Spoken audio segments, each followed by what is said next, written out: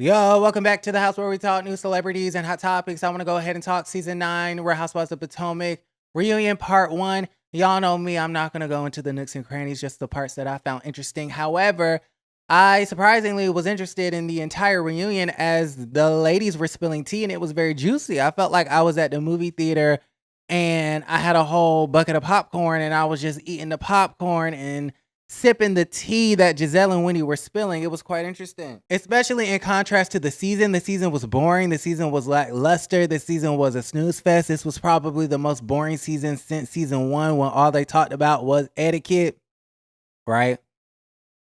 So I was here for it. Listen, the first thing I want to mention is not Mia, but I want to mention Karen Huger, okay, and this wig that, left her body. Okay, your clit has left your body. That wig was escaping her scalp.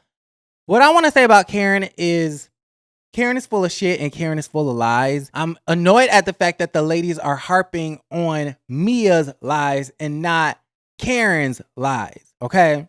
Because for Karen, it's all about, oh, we'll give her grace. Well, sis, we gave her grace. We gave her a whole year plus. We gave her time, space, opportunity to vindicate herself. Okay. And she lied to her girlfriends. She lied to the viewers of the show. She lied to her lawyers. She lied to the witnesses. She lied to the jurors. She lied to the judge. And they saw right through it. And they also saw that wig escape her scalp. And they said guilty. Okay. Then people said guilty. Then people said you are a danger to the community. You are a danger to the people of Potomac, Maryland, and you must be held accountable, because we know the women onto the Real Housewives of Potomac aren't going to do it. So we have to lay the law down literally, okay, and convict you of a DUI. You are a danger and you should not be on the road and you need help. And how convenient is it that she went to rehab and missed out on the reunion? How convenient is it that, the timing of it all, that she wants to go to this facility, skip out on the reunion. And I'm glad Wendy said it, because all you're trying to do is lessen the accountability, soften the blow, lessen possibly the sentence. Okay. And it's a bunch of BS. And I'm glad somebody said it. And that's probably why, Karen, right, who sent in her 2 video messages, that's probably why she did not thank Dr. Wendy, because she knew the gloves were off. She knew she had pissed Wendy off. She knew that Wendy was not going to be there for her bullshit anymore. So she said, I'm not going to even utter Wendy's name, right? She sent in 2 video messages, one with this, wig that was in that body camera footage, okay? And she was crying and shit. And then there was a second one where she looked all nice and she had a nice background and she had on a white dress and a nice wig and, the makeup and everything. And she started thanking some of the women. She was thanking, Gizelle Bryan. And she said thank you to Kiarna. And she said thank you to Candace Diller-Bassett, who's not even onto the show anymore. And she said thank you to Andy Cohen, the consulting producer, whatever his title is, / reunion host. Okay.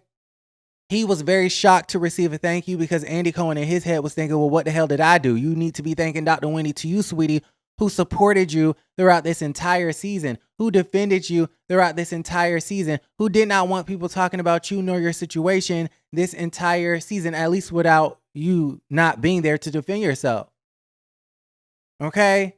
This lady was a warrior for you for the entire season, and you gonna leave her out the thank you messages? Okay, the Grand Dame needs to be stripped of her Grand Dame title, because the real Grand Dame has exposed herself. That was real nasty, how she left that lady out. And I'm so glad Wendy clocked her tea, and I'm so glad she looked at that screen. Okay, she looked at that screen and said, that is not my friend. Okay, that is not my friend. Wendy took you to the White House. Wendy took your ass to the White House. Wendy took your drunk ass to the White House. I'm pissed. Wendy, I'm pissed for you. Girl, really? Like, you're going to have some people, well, you need to give her grace and she's going through this, that, and the third. And yeah. Oh, did y'all catch this? Okay, so in the video message, she starts it off by saying, no, I do not have a problem with alcohol. I'm not an alcoholic. I don't have alcoholism. I don't have an issue with alcohol. But then a few sentences later, she says, well, I'm in a rehab facility and I'm trying to get to the bottom of me taking antidepressants and alcohol at the same time. Okay, so that was a contradiction. Do you have an issue with alcohol or don't you? You said you did not. Then you said you had an issue with alcohol and the antidepressants. What's the true tea? I mean, the lies don't stop. Y'all let me know how y'all feel about the situation in the comments down below. Moving right along, we talked about Wendy and Karen. Moving on, Gizelle. I don't know what Gizelle has against Stacey, but I found it interesting how Gizelle exposed Stacey's plan to do her own Happy Eddie, a Happy Stacey cannabis company. That was going to be her season 2 storyline. And Jizzy basically threw a wrench in Stacey's plan because, Stacey is leaving this man and she's going to be getting a little bit of alimony, but she's not at the HSN, she's not at the QVC, and she's not working at Fox. So she said, I'm going to make Real Housewives of Potomac into a career. I'm going to make this my bread and butter. I'm going to become a reality television star. And I'm going to go to the school of Kenya Moore hair care. I'm going to go to the Real Housewives school of Kenya Moore hair care. So she stole Kenya's storyline with a fake boyfriend, okay? Rent a boyfriend, Walter, okay? Remember season 5 Real Housewives of Atlanta, all right? She, basically, has TJ, who was her Walter, right? Very inspired by Kenya Moore hair care. And I guess she also wanted to be inspired by the Donkey Booty, Stallion Booty video ripoff storyline. Okay. Sis said, for my first season, I'm going to have a fake boyfriend. For my second season, I'm going to steal Dr. Wendy's and her husband's business idea. Okay. And it's been done before, of course, with the candles, the 1 wick, and then you had Ladam candles with the 3 wick. Okay. So that storyline has been regurgitated, right? But sis was going to bring it back. Okay. She went to the Real Housewives school at Kenya Moore hair care, and she said, I'm going to keep my season. So now she got to come up with something different because Jizzy at the reunion exposed her plan to copy Wendy and her cannabis. Okay. Moving on. Mia. Don't let these women bully you off the show.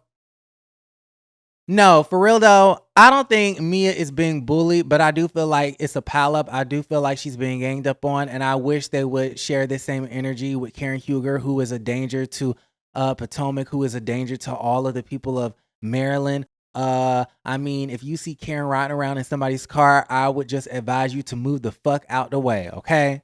Why is it that we cannot hold Karen accountable, but yet every time Mia says something about Ink, her children, or Gordon, it's all of a sudden a gang up and a pile up? I'm kind of over it, and I never thought that I would be defending Mia, but it's just kind of old and tired at this point. Like, okay, who cares if Mia lies about whether she's with Ink or not? Who cares whether she lies about if she's getting a divorce from Gordon or not? Who cares if she's lying about the children and who the nanny is and who's the babysitter and who cares? Now, I do believe that Mia deserves all the smoke and needs some accountability and deserves some discipline for what she did to Candy, Jazzy, and Stacey. Okay? So what had happened was when filming Wrapped, Mia had a birthday celebration in Miami and only invited 2 of the women in the group, Stacey and Jazzy. Okay? So that was interesting in itself. Stacey and Jazzy confirm in RSVP, yes, we are going to Miami. They fly to Miami. When they get to Miami, they text Mia, hey, Mia, sis, where are you? Let's hang out. We're ready to celebrate you. And Mia is nowhere to be found. And we don't hear from Mia after that. They flew down to Miami, Stacey and Jazzy did, to celebrate Mia. And Mia ghosted them, essentially. Well, thank God Stacey pulled up the itinerary that was in the text and showed up to the birthday dinner.